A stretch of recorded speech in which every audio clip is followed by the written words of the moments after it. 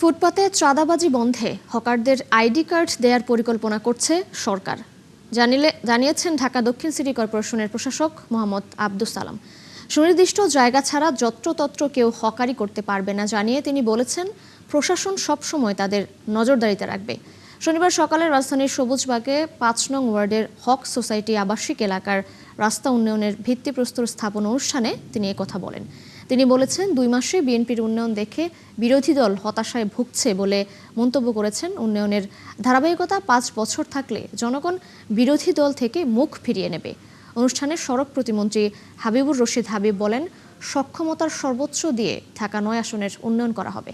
২ মাসে এত কাজ করে ফেলছে মাননীয় প্রধানমন্ত্রী, তারা ভয় পাইতেছে ৫ বছরে যদি এত কাজ করে ফেলে এরপর তো তাদের দিকে আর কেউ তাকাবে না। চাঁদা কাউরে না দিতে হয়, এই কারণে তাদেরকে আমরা আইডি কার্ড দিয়েছে। আইডি কার্ড ব্যবহার করবে, যেখানে করবে পুলিশ তাদেরকে সহযোগিতা করবে সেখানে ব্যবসা করার জন্য।